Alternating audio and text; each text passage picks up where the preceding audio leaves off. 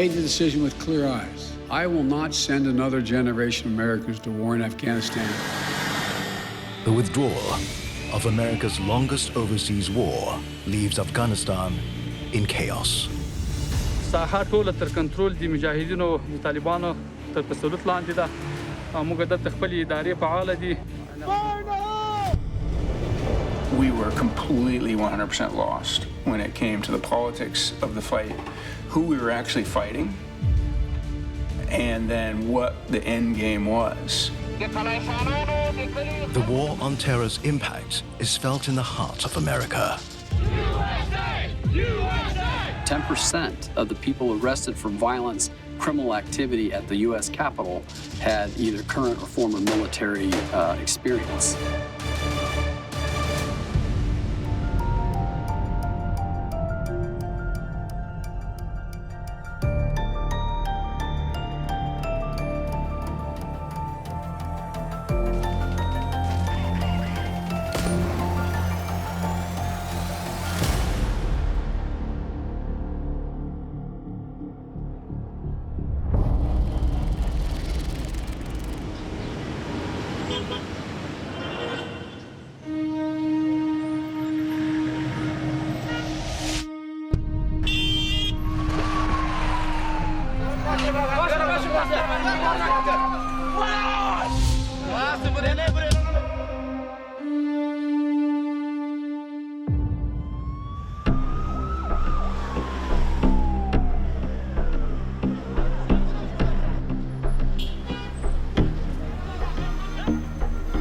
Right outside the emergency hospital right now in downtown Kabul, a bomb blast has gone off. The bomb has killed around 20 people and about 30 people are injured right now.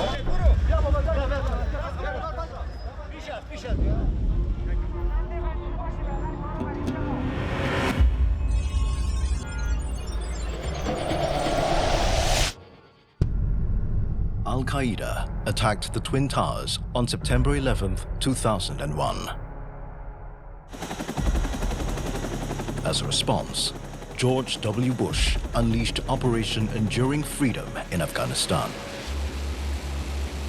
The search is underway for those who are behind these evil acts. I've directed the full resources of our intelligence and law enforcement communities to find those responsible and to bring them to justice. Osama bin Laden is hunted and killed. As years pass, objectives like nation building are added to America's plans in Afghanistan.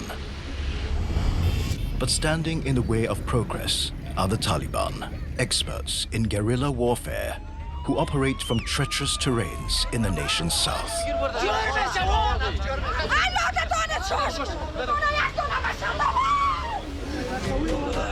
Caught in this crossfire are Afghan civilians. More than 100,000 are killed by either US bombing campaigns or Taliban revenge attacks. کابل کې د چهارشنبه ورځې ځانمرګي برید کې له 25 کسانو زیاتو ژوند بایلل چې دوه پکې د ترمنیوز کار کوي.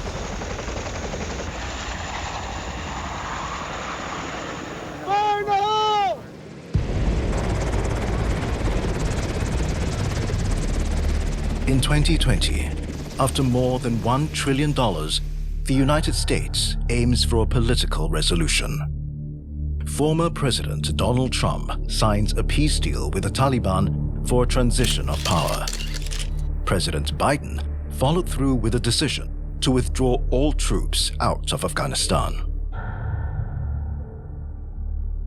I made the decision with clear eyes. After 20 years, $1 trillion spent training and equipping hundreds of thousands of Afghan national security and defense forces. I will not send another generation of Americans to war in Afghanistan with no reasonable expectation of achieving a different outcome. In July 2021, the nerve center of US military operations at Bagram is swiftly evacuated.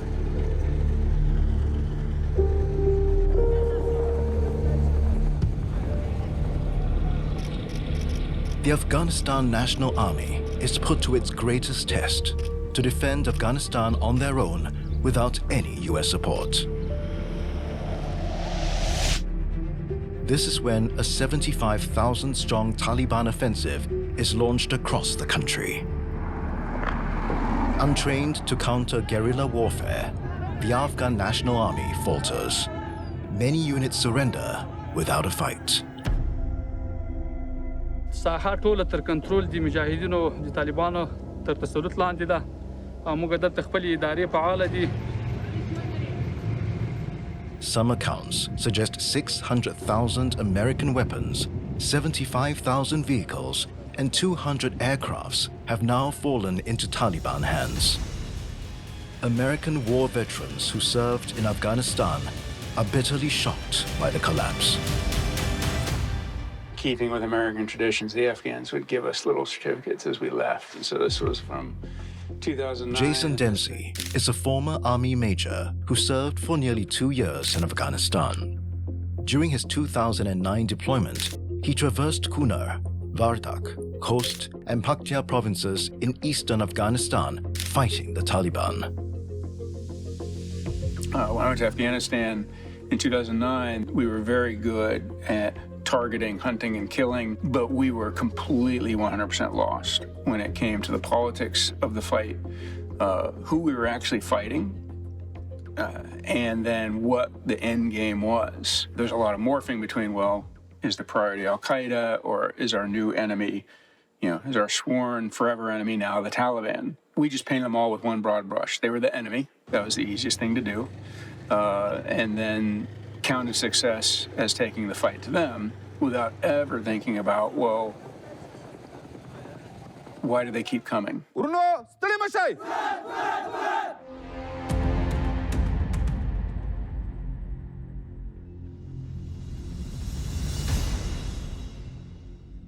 Jason's second tour was as an advisor to the Afghan military to train them to fight against the Taliban.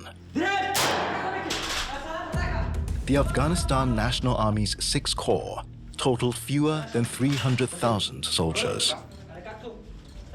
They were spread across a vast expanse and fully supported by American air power and intelligence information. One of the biggest mistakes we made is we said, well, we're going to create an army that looks like us. And what we were doing was we were creating a national army for a nation that simply didn't exist. There are a lot of things that make our army effective and possible. Things like effective bureaucracies, the rule of law, a lack of sectarian violence, literacy, a force that's able to adapt and learn and use a lot of different technologies. Those things don't exist in Afghanistan.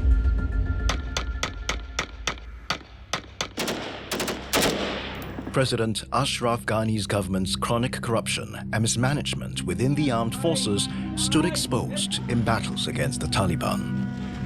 More than $300 million a year was spent paying salaries to non-existent personnel in the Afghan security forces. One investigation found Afghan troop numbers to be as low as 50,000 when Kabul fell to the militant outfit. Afghanistan now ranked amongst 15 of the most corrupt countries in the world. That's human nature. And so one, we blame the Afghans for, siphoning off money and acting corrupt. And it's a bit of arrogance to think, that we, in the exact same situation, wouldn't see the same thing, right? You don't just get, people are people everywhere. That was at one time part of our understanding of American exceptionalism. Now American exceptionalism is this fantasy that somehow we live a perfect life and we can export that to everybody just by diktat and not actually the hard work. Low morale and abrupt withdrawal of US support led to desertions within the Afghan army that swept across the country.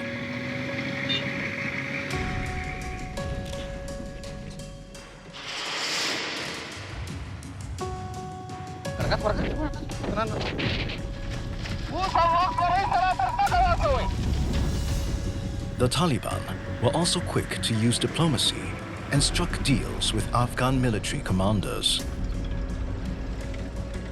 And that was one of the hardest things about fighting the Taliban is, they were people's brothers, cousins, uncles, distant relatives,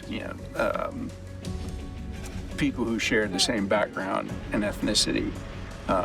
And when we turned them into the enemy, right, that not the enemy to negotiate with or work with or try to bring into the fold, but the enemy that must be decisively defeated, we bought ourselves a really long war when we kind of made that our focus.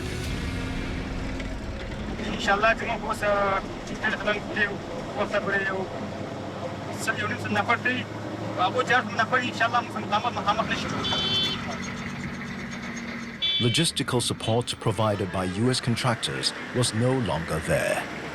There was no reliable mechanism in place for contractors to keep the Afghan Air Force flying as Americans packed up.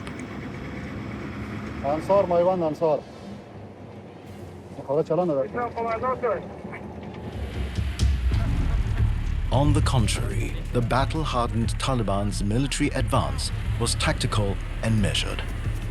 More than 80% of the country's highways were in their control within days, cutting the Afghan army's supply routes.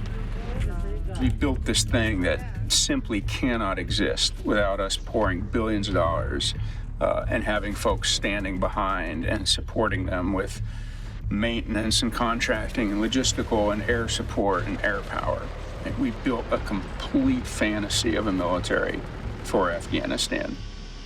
The conundrum was, so long as we're there and as long as we're pouring billions of dollars into that, it directly undercut, in many ways, the political legitimacy of the central government and the forces out fighting, because they were seen as both puppets and they were seen as wildly corrupt. The Taliban are now in full control, exactly 20 years after September 11, 2001, with the fate of the country unknown. But the after effects of this war will continue to haunt veterans for years to come. So many of the veterans in our generation have been exposed to burn pits and other airborne toxins while they're deployed.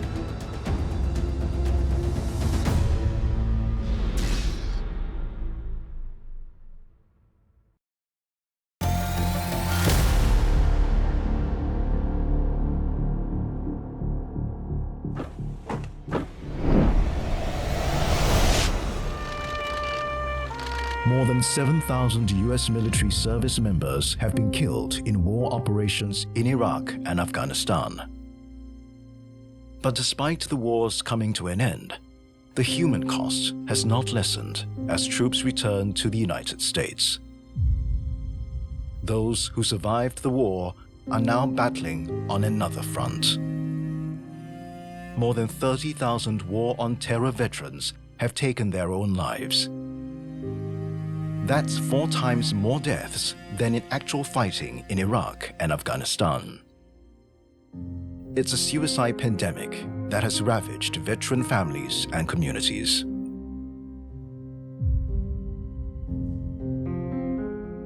Thomas Ben-Soot is a contributing author for the Cost of War project. He studied suicide rates of service members and veterans of the post-9/11 wars. The suicide numbers are staggering. Sort of ranges from 6,000 to 6,400 veterans every year die by suicide. That's where you get this, they would say 17 per day. Unfortunately, moral injury, feelings of burdensomeness to society, issues like taking on vice behaviors like drinking, drug use, dangerous behaviors, all of these things can contribute to rising suicide rates.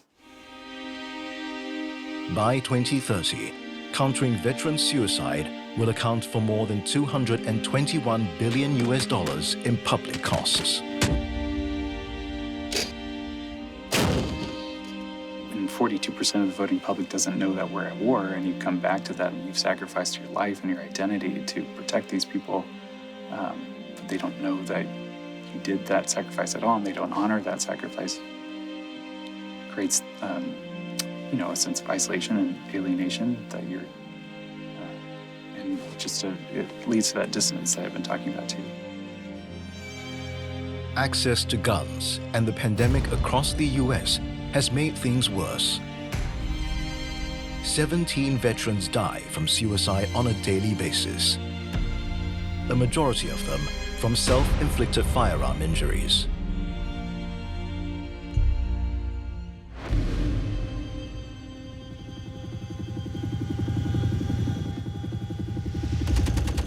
Wiley Gray served as a staff sergeant of Marines as the ammunition chief in Helmand Province for 9 months in 2008.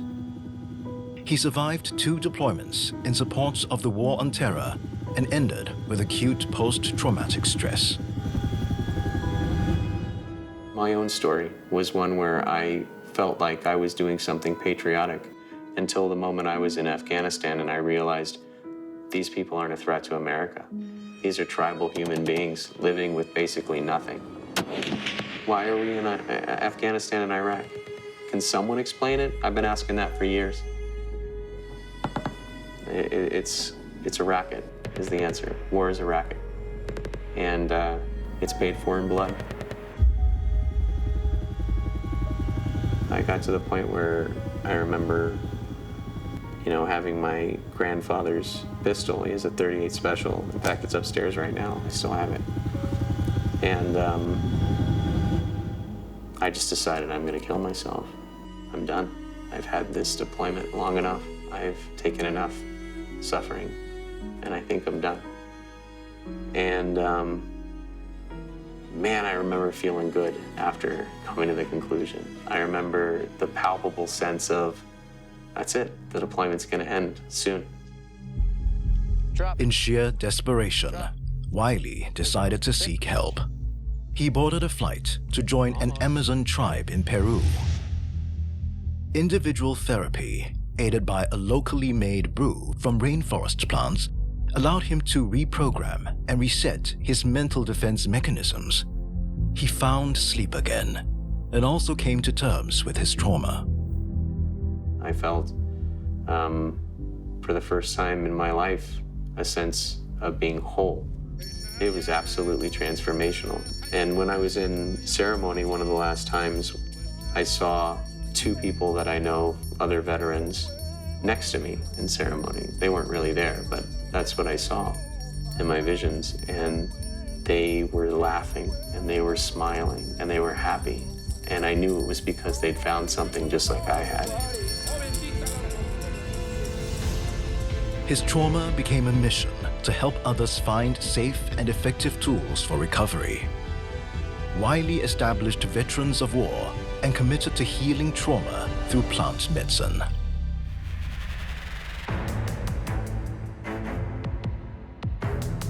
The War on Terror has also inflicted deep physical wounds on veterans. Nearly 3.5 million service members, like Leroy Torres, are victims of toxic exposure from burn pits.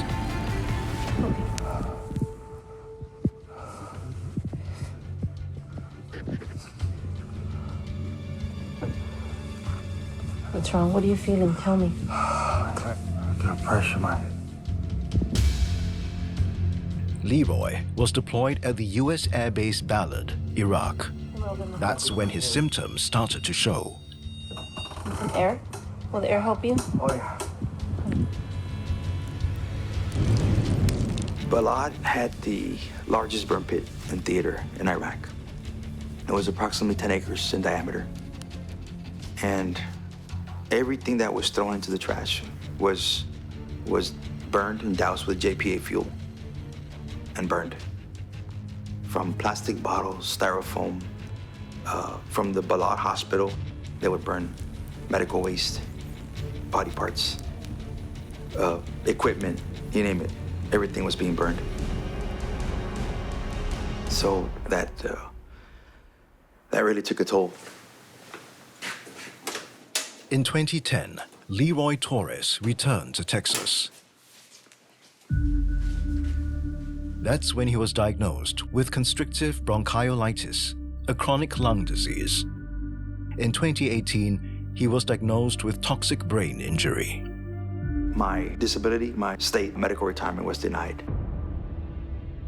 Never in my wildest dreams would I thought that I'd be going through this hardship where I was worried about getting shot or maybe lose a limb or just IED, but never did it cross my mind that I would have to deal with something that I would be facing an invisible enemy. It's part of the war that followed me home.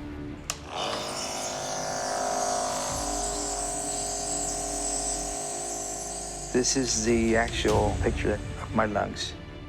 And you can see all the inflammation here and all this right here. Yeah, I said this is it's irreversible. It's a condition you have to deal with the rest of your life. Jason is a 44-year-old Delaware resident and veteran. 85,000 veterans have sought treatment for illnesses possibly tied to burn pits. A fraction of the 3.2 million service members believed to have been exposed. Nearly 75% of veterans' burn pit claims have been rejected to date. Leroy and his wife started the non-profit group Burn Pit 360 to aid other veterans suffering from internal scars of war. They built the Warrior Support Center in Texas, offering services to veterans in the area.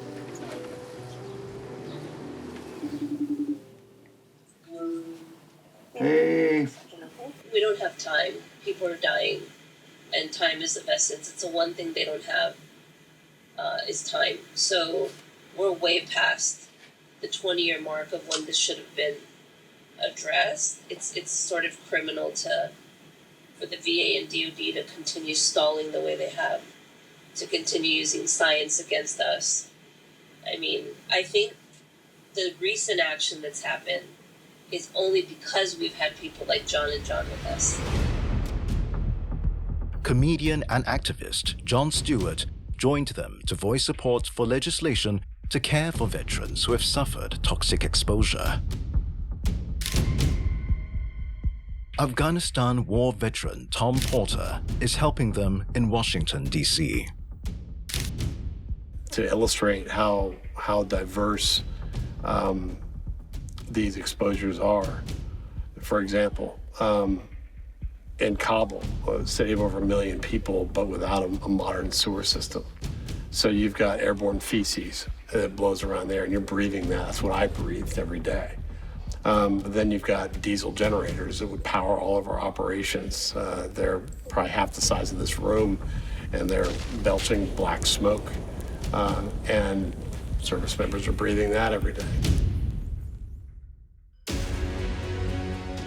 In May 2021, the Burn Pits team marched to Washington, D.C.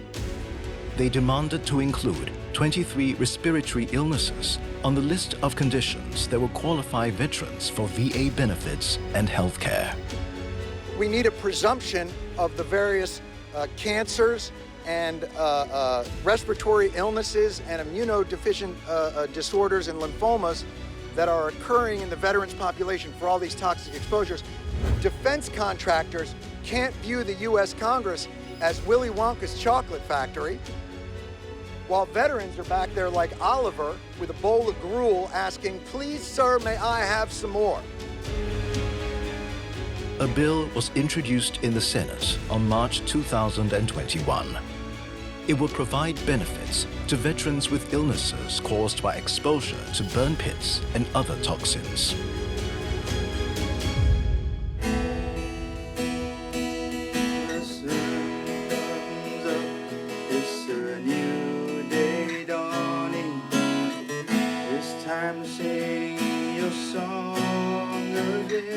It's a small ray of hope for Leroy, who's been waiting for nearly a decade to get his injury claims approved. But some veterans are getting disillusioned as the US government instead focuses on bringing Afghan refugees into the country.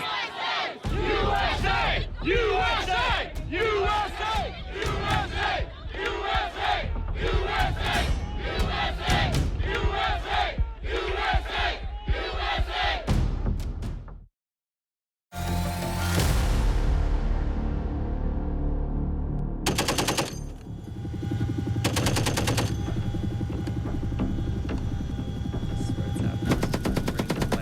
America's war on terror in Afghanistan and Iraq have come to a close after 20 long years. Its major goal was to ensure that America's external enemies lose the ability to plot, plan, and execute another 9/11. But what about America's domestic security situation? Some experts suggest spikes in domestic white supremacist activism have regularly followed the closure of major military hostilities. After the end of the First and Second World War, immigration into the United States and the civil rights movements for racial equality resulted in the rise of the Ku Klux Klan. The dominant aspect of the Ku Klux Klan in terms of prejudice or extremism is actually nativism. It's anti-immigrant belief. Their slogan was 100% Americanism. And this was at a time when the United States is undergoing huge amounts of immigration from Southern Europe, from Eastern Europe, and these are people who are Eastern Orthodox, they're Catholics, they're Jews, they're not white Anglo-Saxon Protestants. And so this sort of 100% Americanism was a reaction to that immigration, and they become a very anti-immigrant, very nativist group. After the withdrawal from Vietnam and the first Gulf War in the late 90s, white power groups then attempted to recruit active duty soldiers, reservists, and veterans to form militias. In the 1990s, you have the third main anti-government extremist movement emerge, the militia movement. And they also have these conspiratorial theories about the government being illegitimate. But the militia movement says the whole rest of the world has essentially been taken over by a globalist one-world government. The United States is one of the last bastions of freedom, but our own government is actually collaborating with the New World Order to slowly strip us of our rights and freedoms, starting with our right to keep and bear arms, because once we lose that right, we won't be able to defend any of our rights. Death to our enemies! Death to our enemies! These extremist white groups found political legitimacy with the arrival of Donald Trump and an election campaign that deeply polarized the country. How do you come up with that decision? Donald Trump, they say Donald Trump has his dividing the nation because of all this. He's not dividing the nation, he's revealing what's already there. This division has already been there for years. When Klan leaders say that they feel like national politics are going in some sense their way, they're not entirely wrong. They are absolutely in love with Donald Trump in particular, and see him as, in the words of one neo-Nazi website out there, our glorious leader.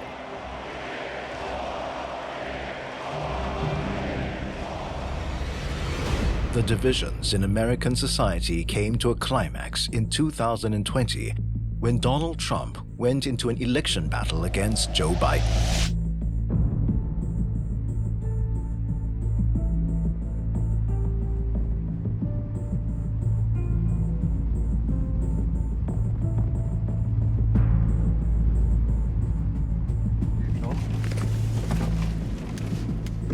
Hi, Shazad. This is Chris Hill on the radio. You know, you kind of identify yourselves. Hill served the United States as a Marine from 1994 to 1998 in Hawaii. He fears immigrants will take over the United States. By the end of the century, by 2099, we'll have 500 million people, and the increase of about 200 million will probably be from illegal immigration and descendants of illegal immigration. Go! Stepping off first. Second squad, you got 6. Ready? Hook. And I think, you know, Donald Trump stood for America first. Make America great again, America first. I know it's a process, a lot of processes, but American people should have more money. So that, to me, that's one of the rally cries that I have, in addition to the unsurmountable debt. But I'm worried about my country, and it is being overwhelmed and flooded with welfare and illegal immigration, and to the tune of over $20 trillion in debt. And it was just going to collapse under its own weight. Some estimates suggest veterans like Chris Hill now make up at least 25% of militia rosters in the United States.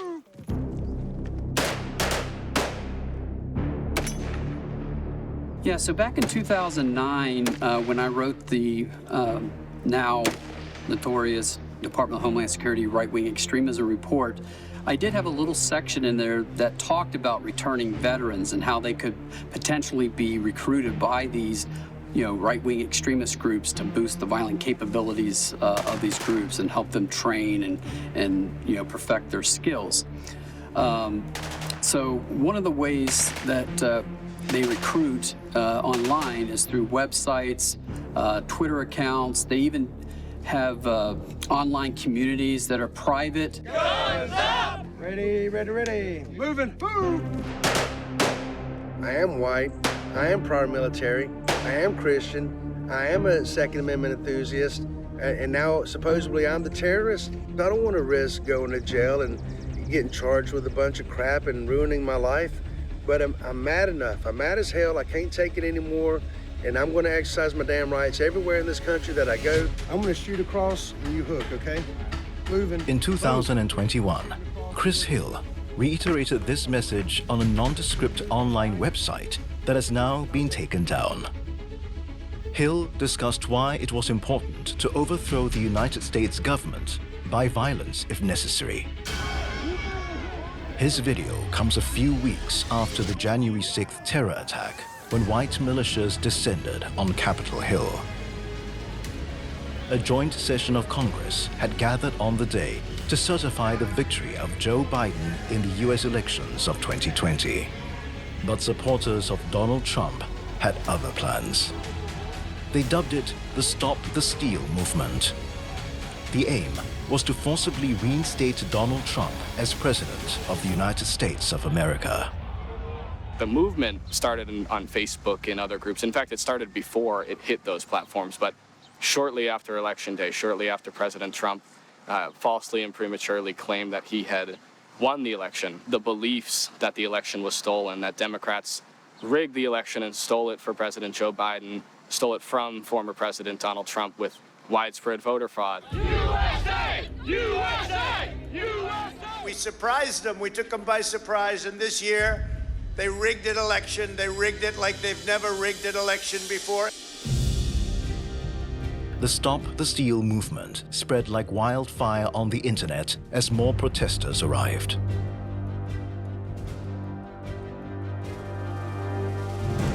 I spent my last year of government service as a senior director for counterterrorism on the National Security Council during the Trump administration. So that the role of President Trump and his rhetoric, that I think is part and parcel of that discussion about misinformation and disinformation and the polarized nature of politics. As word spread that the vote count was underway, rioters overpowered the Washington, D.C. police. Their calls for backup go unheard. As Capitol Hill police struggles with lack of support, the rioters, supported by serving and former military men, break into Capitol Hill. The breaches happen from at least 8 points. The limited security inside Capitol Hill escorts members into the bunker. Joshua Macias, a 6-year Navy veteran from Virginia, was outside Capitol Hill that day. We believed in you, Vice President. We had hope that you would do what's right for our Constitution. I stood with you on stage, sir. We believed in you. You maxed out the veterans, maxed out these patriots. That's why we're here. As the then co-founder of Vets for Trump, he believed veterans had a reason to join the rioters. They saw that they were being kicked to the back of the bus when it comes to other socioeconomic concerns, and they're being treated like a lesser demographic and that even illegal aliens were getting treated better than veterans because veterans understood the why, and that's where they wanted to see change. And so that's what then unearthed and created Vets for Trump Club and community. As night falls and reinforcements arrive, the National Guard take back Capitol Hill. Instead of downplaying the attack, former President Trump called the attackers great patriots. In our review of court filings for, the first 430 or so people who were charged in relation to the events on that day, many defense attorneys have argued in court, or at least a handful, that President Donald Trump was responsible for convincing their clients that the election was stolen, that they needed to come to Washington, D.C. to fight against the outcome of the election, and that their support mattered.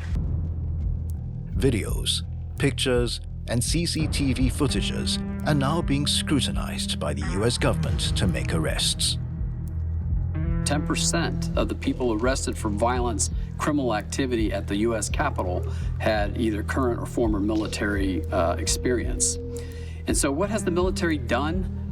Very little. It was fine for military members to belong to a militia group. You know, military members that have belonged to militia groups, such as the 3 Percenters, that have committed violent acts against, people, police officers, plotted bombings and shootings. Despite the arrests, Chris Hill and the 3 Percenters in Georgia continue their movement.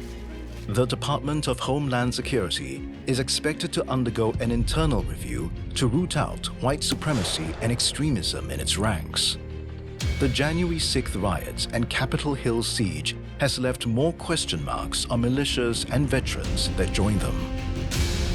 We've had militia groups protesting against what they perceive as impending Sharia law that's coming into their communities, that there's this Muslim invasion. And some of these things actually made it into presidential policy. After the break, we investigate the rise of Islamophobia amongst war veterans and those fighting against it.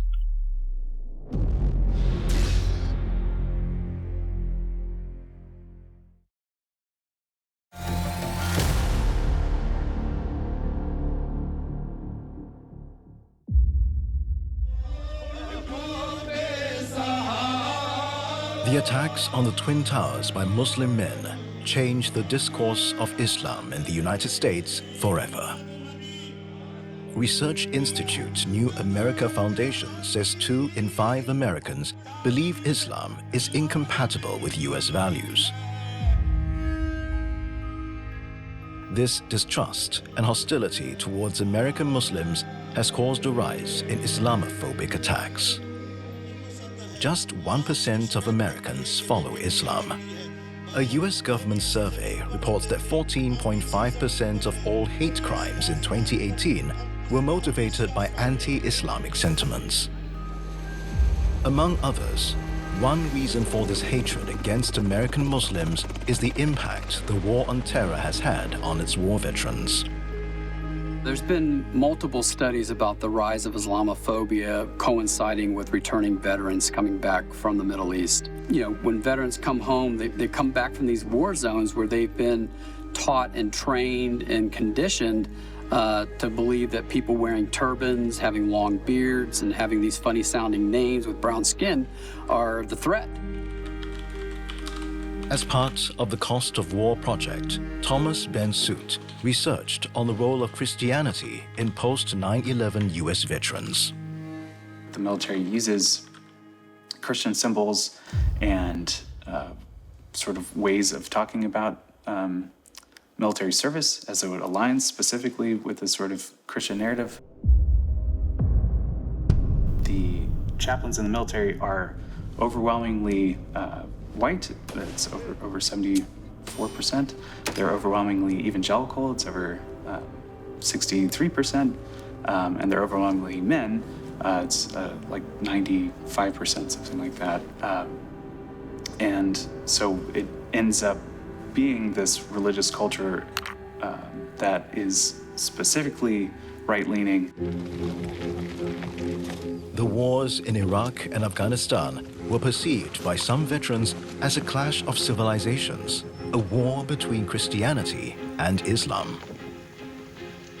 Richard McKinney saw Rambo films as his inspiration and joined the Marine Corps to be involved in the action. But he returned from Iraq with a hatred for Muslims. I developed a deep hatred for Islam over a course of several years, being in the military and having to deal with these people in a harsher climate, maybe, I guess is the best way to put it, a harsher existence. I saw it as my position in life to rid the world of as many Muslims as I possibly could. And I attempted that while I was overseas. And after I was medically retired because I was in an accident in Iraq. That's when Richard decided to make a homemade bomb. Then set it across the Islamic Center of Muncie in a banked parking lot, and in his words, watch the show. But the day he wanted to execute it, a chance encounter with his daughter changed the course of his life. So my daughter came home, she asked me about it. I snapped, and I saw the look on my daughter's face. And this is somebody who I've had so much love and admiration for in the course of her life that I can't even begin to describe it. And she looked at me like I was absolutely the craziest person she'd ever seen. And it was kind of like she was questioning her love for me. That hit me hard. So I figured the best way to do to make sure that I was okay was to go meet these people. Richard decided to visit the same Islamic Center of Muncie instead. The Imam gave him the Quran to read. And they would explain it how I could understand it. And I was like, oh, that makes sense, you know?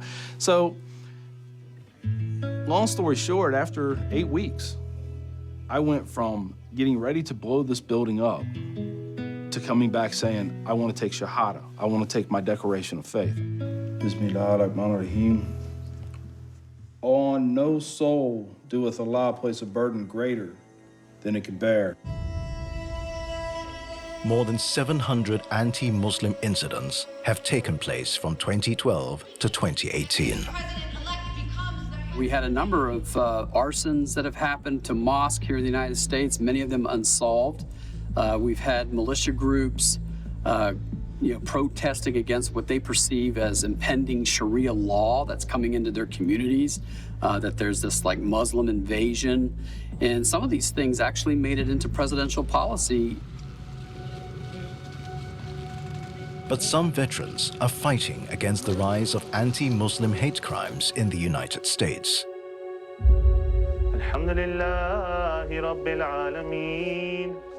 Mansour Shams is known as the Muslim Marine. He's part of only 4,000 Muslim Americans who served in the U.S. Army, making up just 0.3% of the military. Allahu Akbar. I was on active duty, so I was in the middle of my Marine Corps career at that time, and when 9/11 happened, just like most people who lived that day, I remember what was going on, and unfortunately, like when it pained me a lot that days later when we found out that these hijackers happened to be so-called Muslims. And I think that has given Muslims and others perhaps as well a very bad reputation. And unfortunately, when the 9/11 attacks happened, essentially 19 hijackers hijacked an entire faith of 1.8 billion plus.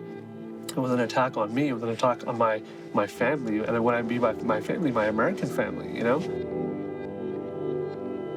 Having been born in Pakistan and a practicing Muslim, Mansour did face difficult questions from his own community.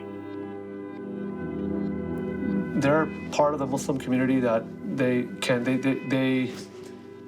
they're shocked that this is a guy who has served in the U.S. Armed Forces. I mean, I do get messages from time to time, you're a Muslim killer, and you call yourself a Muslim or this and that. The Islamic faith actually requires Muslims to be loyal to their country of residence. So that means there was never a conflict of interest when it came to, contrary to what is out there, between my faith and me becoming a United States Marine.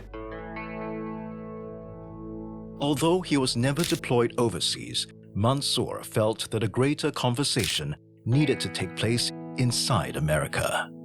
He started MuslimMarine.org to counter hate, bigotry, and Islamophobia through education, conversation, and dialogue.